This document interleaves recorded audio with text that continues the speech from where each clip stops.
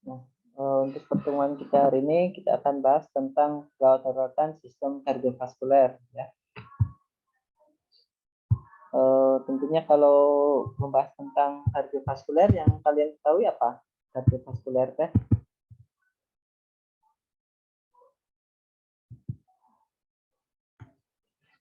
sistem jantung, Pak. ya, jantung dan juga pembuluh darah. Jangan lupa nanti yang video screenshot ya.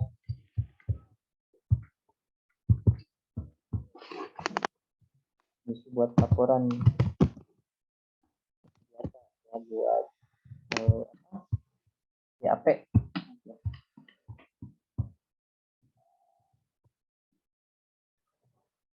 Yang pertama ada kasus dengan IMA. Singkatan dari apa itu IMA?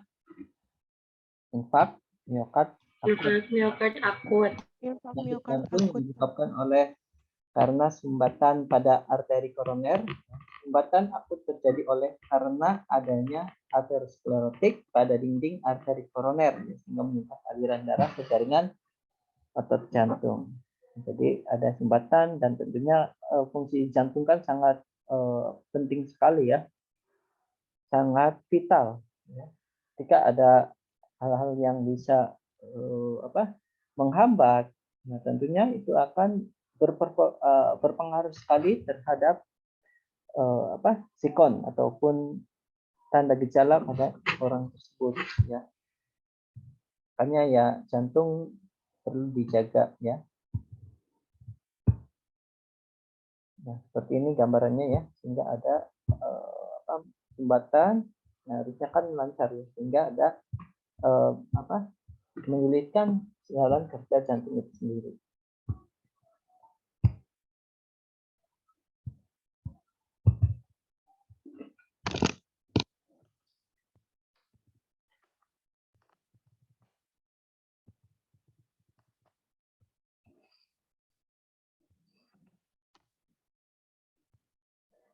Ini normalnya kan lancar gitu ya, tapi ketika ada aterosklerosis itu menyumbat.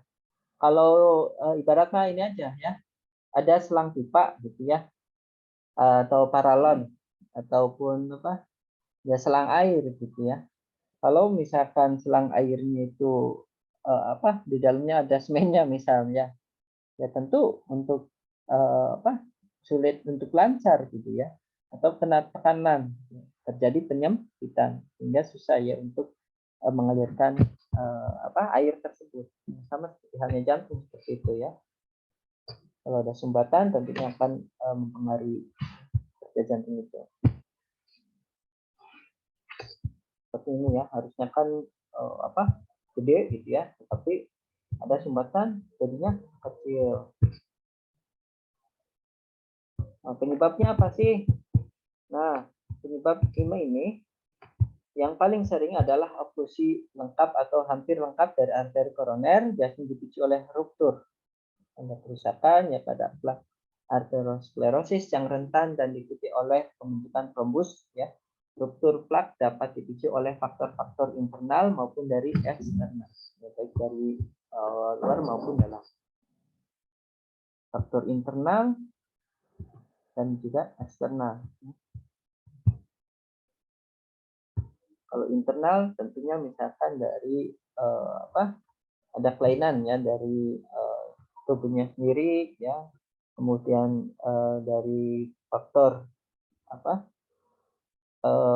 kelainan dari organ dalam tubuhnya, atau eksternal bisa juga ya, faktor dari luar ya, misalkan karena trauma, kemudian karena kebiasaan gaya hidup yang bisa mempengaruhi merusak jantung juga kan banyak ya. Apapun penyebabnya, ruptur plak aterosklerosis akan menyebabkan paparan aliran darah terjadi inti plak yang kaya lipid, kemudian masuknya darah ke dalam plak menyebabkan plak membesar, memicu pembentukan trombus dan oklusi parsial atau komplet ya, dari arteri koroner. Manifestasi klinis ya yang dirasakan orang dengan gangguan masalah di dalam ininya ya sistem jantungnya.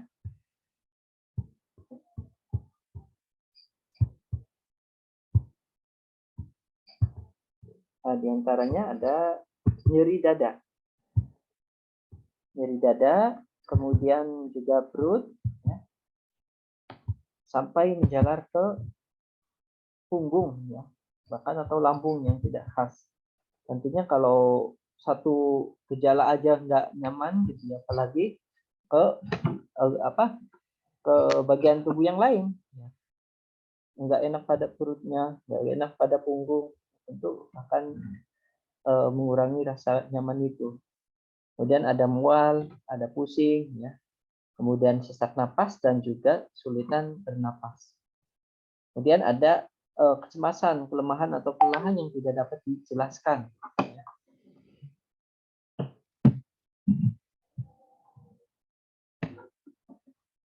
Kemudian ada palpitasi, keringat dingin, serta tampak pucat.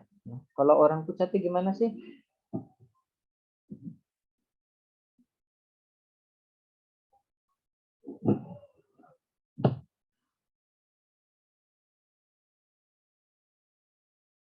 Ya, misalkan wajahnya jadi pias gitu ya kalau bahasa Sundanya. Kemudian wanita yang mengalami IMA seringkali datang dengan satu atau lebih manifestasi yang jarang terjadi di atas. Jadi selain ini juga bahkan ada yang lainnya juga gitu ya.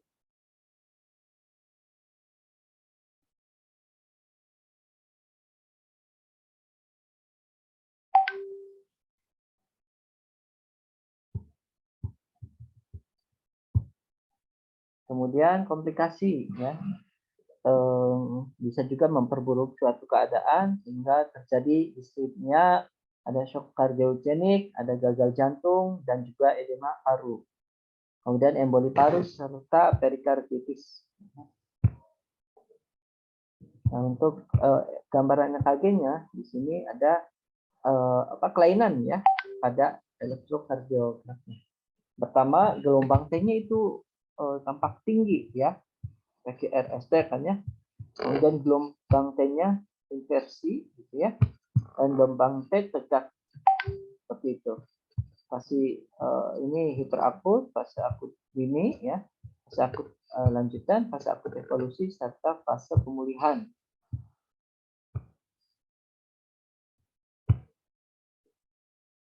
Nah, seperti ini. Kemudian ada KG-STEMI ya. Ada ST segmennya terjadi ini ST elevasi ya. Nah, bisa dilihat di sini kalau normal seperti ini ya, kalau ini naik ke atas. Pemeriksaan penunjangnya bisa dilakukan dengan EKG, kemudian ada lab darah, ekokardiografi, kemudian ada kateterisasi jantung serta radiologi.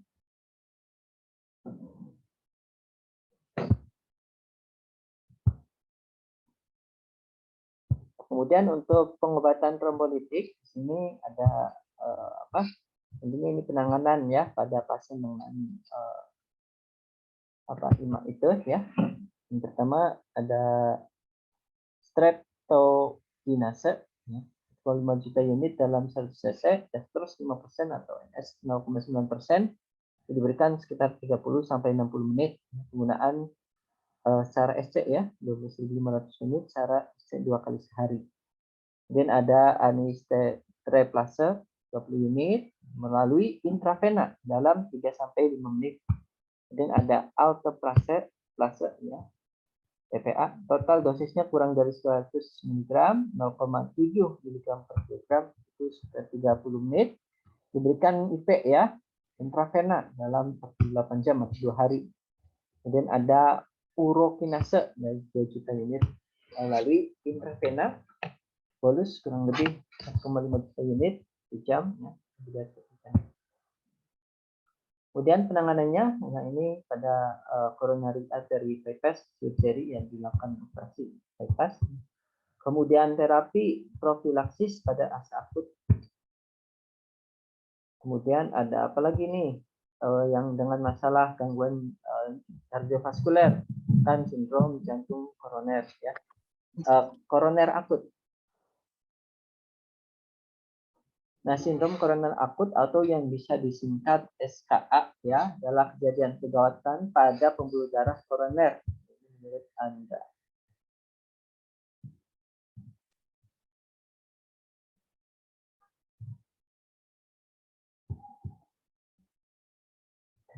Kemudian, nah seperti ini ya. Jadi ada plak ya di dalam dinding arterinya di sini.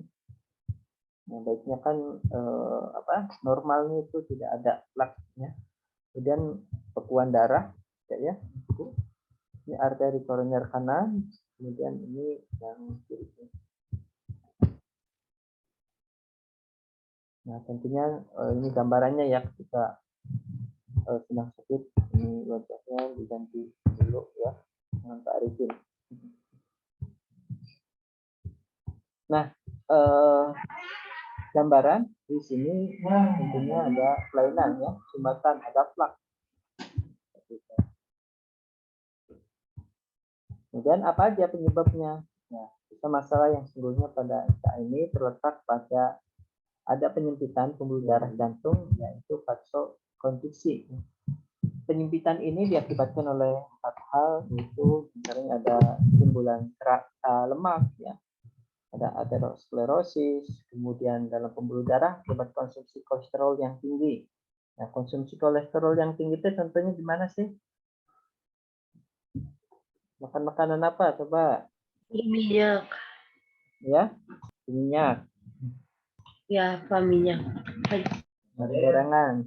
Itu teh mau nanti babat ke Bu Tony kan nanya ke saya, kenapa belum diperpanjang, kenapa telat, gimana laporan yang ada kemarin.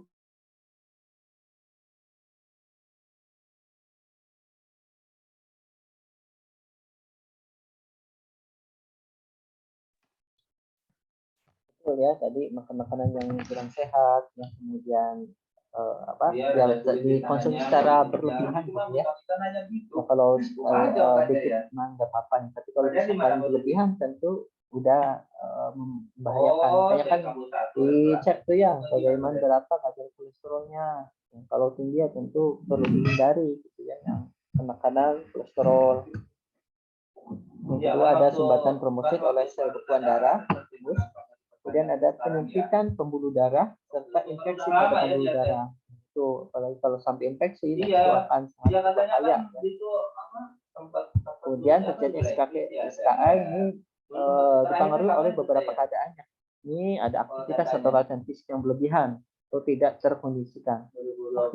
Aktivitas fisik yang berlebihan itu yang bagaimana? Jadi kita kalau ngomong ke misalkan antara tenaga dan juga apa yang beban yang sudah kita lakukan dari aktivitas fisik itu yang berlebihan bisa juga yang mengakibatkan kerusakan pada sistem jantung. Makanya ya untuk aktivitas olahraga atau kegiatan pun itu jangan sesuai dengan kemampuan kita. Kalau misalkan lebih berat itu akan memperburuk juga dari keadaan bisa jadi jantungnya gitu ya.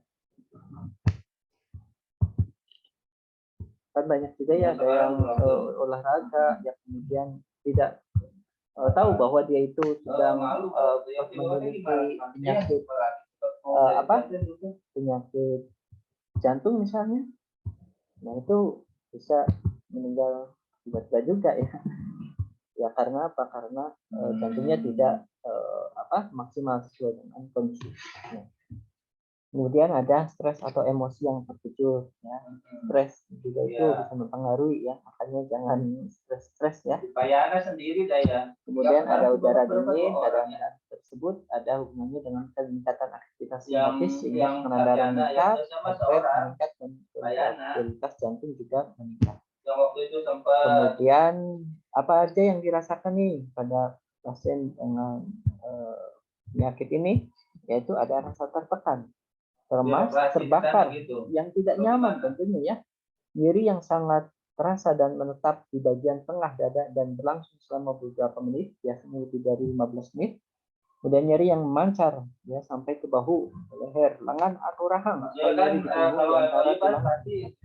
Kemudian ada penyakit atau pusing ya, kemudian ada berkeringat, mual, nafas dan juga ada keresahan atau yang akan datang ya. Jadi ada keresahan yang perlu dirasakan gitu ya karena stres juga ada jadinya husnuzon ataupun prasangka buruk gitu ya. Kemudian pemeriksaan penunjangnya ada apa aja? Nah, di sini bisa dilakukan EKG, pemeriksaan laboratorium, pemeriksaan darah, pemeriksaan enzim serum juga ya. Pelaksanaan untuk pasien dengan SK ini yaitu panduan terapi menggunakan pertolongan Monaco ya. M itu ya morfin ya. Morfin melalui intravena nyeri berkurang dengan nitrogliserin. Ya. Kemudian yang kedua, pemberian oksigen 4 liter per menit dan mempertahankan saturasi oksigen itu di atas 95%. Kemudian ada nitrogliserin sublingual itu dengan disemprot atau intravena. Ya. Kemudian aspirin 190 sampai 325 mg dan clopidogrel 300 per oral ditelan. Jadi sistem Monaco ya. Kemudian dapat terjadi komplikasinya dapat terjadi tromboembolus aktivitas nafas berkurang. Kemudian dapat terjadi gagal jantung kongestif ya. Apabila jantung tidak dapat memompa keluar darah yang diterimanya. Kemudian distripnia adalah komplikasi tersering pada penyakit infak ini ya. Dapat terjadi ruptur miokardium selama atau segera setelah suatu infak besar. Kemudian dapat terjadi perikarditis, peradangan selaput jantung biasanya beberapa hari setelah infak. Kemudian ada setelah infak diokat sembuh terbentuk jaringan parut yang menghasilkan sel yang mati. Kemudian di sini ada tamponade jantung. Tamponade jantung merupakan suatu sindroma klinis akibat penumpukan cairan berlebihan di rongga perikard yang menyebabkan penurunan pengisian ventrikel disertai dengan gangguan hemodinamik. Nah, bisa ditandai ya dari tekanan ventrikel juga mempengaruhi gitu ya. Kemudian tamponade jantung merupakan kompresi akut pada jantung ya, yang disebabkan oleh peningkatan tekanan intraperkardial akibat pengumpulan darah atau cairan dalam perikardium dari ruptur jantung, trauma tembus atau efusi yang progresif. Nah, seperti ini ya. Kalau normal itu tidak ada hambatan ya, ya normal ya. Kalau ada perikardium di sini ada penumpukan. Nah, bisa dilihat ya. Tentunya dengan penumpukan ini akan menghambat jalannya sistem kardiovaskuler. Kemudian ada tamponade jantung, manifestasinya itu ini ada tensi vena leher, bunyi jantung yang akan jauh dan nadi. Iya, tapi kan kalau kita ngobrol misalnya itu mau ini ya gambarnya. Penyebabnya apa aja? Banyak ya. Bisa karena maligna, perikarditis, uremi, dan trauma. Ya.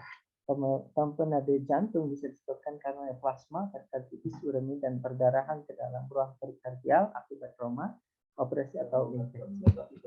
Penyebab tersering adalah karena neoplasma, ya kemudian idiopatik dan juga uremi. Perdarahan intraperikard juga dapat terjadi akibat kateterisasi jantung, intervensi koroner, masalah jantung, dialisis dan penggunaan antikoagulan. Penyebabnya patofisiologi dalam penyakit ini yaitu tamponade jantung terjadi dalam jumlah efusif perikardium menyebabkan hambatan serius aliran darah ke jantung, ya. Gangguan diastolik dan penyebab tersering adalah neoplasma dan uremi.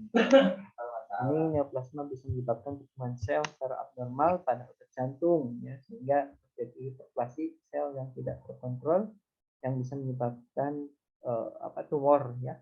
Ini bisa juga kantong jantung dari kedua itu terdesak sehingga terjadi pergesekan kantong jantung ya dengan lapisan paling luar yaitu epikardium. Pergesekan ini dapat menyebabkan terjadi peradangan ya, pada perikarditis sehingga terjadi penumpukan cairan pada perikardium yang dapat menyebabkan tamponade jantung. Uremi juga dapat menyebabkan tamponade jantung, ya, di mana orang yang mengalami uremi di dalam darah terjadi toksik metabolik yang dapat menyebabkan inflamasi. Ya bisa tanda gejalanya ada apa aja? Ada diagnostik klasik, ada diastek, ya, peningkatan tekanan vena jugularis, itu. Kemudian tekanan arteri atau hipotensi, ya penurunan. Tekanan darahnya di bawah normal. Suara jantung tanpa jauh. Ya. Ada pulsus paradoxus, kemudian penurunan jika mati ya kurang dari 30, sistoliknya kurang dari 100, jantung melemah. Ada pulsus paradoxus, ya, kemudian small sign, ada Ewart sign, didapatkan area redup, ada pericardial friction roof yang positif, kemungkinan jelas trauma di daerah perikardium pada bagian jantung atau perkiraan menembus jantung. Nah, bisa karena kecelakaan gitu, ataupun kepukul, ya, bahkan mengenai pada bagian jantung misalkan. Ada gelisah tentunya, ya, cemas, nyeri dada menjalar ke leher, bahu, punggung, dan abdomen, tajam juga. Yang mana tuh? Kemudian memburuk jika bernapas dalam, habisnya, sakit hati, dan sakitnya. Profesi keperawatan enggak malah. Nah, ini pemeriksaan penunjangnya bisa dengan ronsen, ya. Kemudian ada uji labnya creatinine dan eosinophil, isoenzyme. Ada renal dan CBC, ada prothrombin time dan ACT. Kemudian EKG tentunya, ya, ada PA, ya, P, pulseless electric activity. Kemudian ada ECT, ada pulse oximetry, ya, dan ekokardiogram. Kemudian jantung, keadaan darah tinggi, sebaiknya pasien harus dipantau di unit intensif di ICU, ya. Semua pasien harus menerima hal-hal berikut. Jadi jika nanti terapi aspirasi jarum merupakan terapi awal dan sharing dapat menyelamatkan nyawa.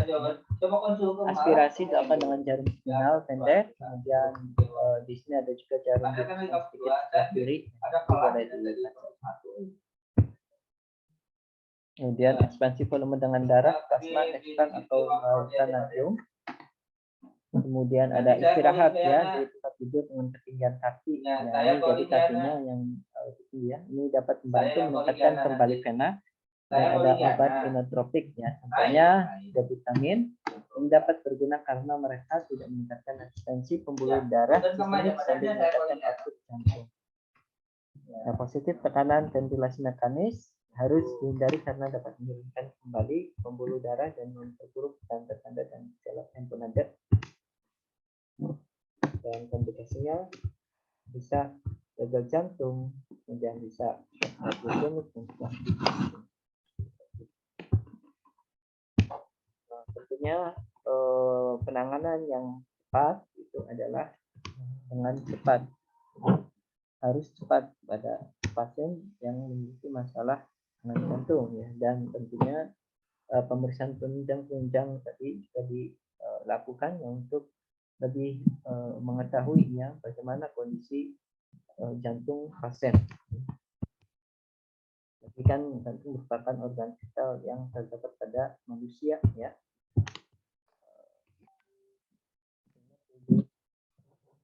Itu, ya, perawatan secara intensif, ya. Termasuk penyakit-penyakit itu, ya, banyak, ya, bisa karena trauma, ya, kemudian juga kayak tadi, ya, karena konsumsi makanan yang kurang sehat, sehingga bisa menyebabkan suatu penyakit tertentu, seperti itu.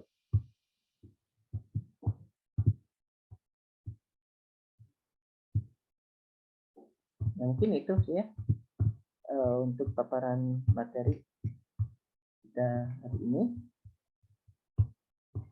Apakah ada yang mau ditanyakan? Sudah cukup? Jelas?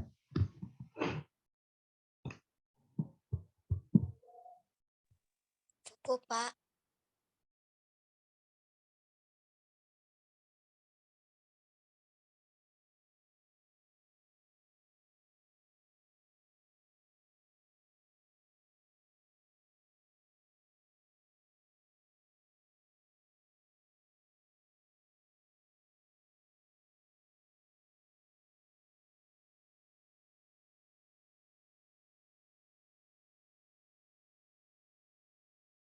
Hmm. Ya, alhamdulillah ya.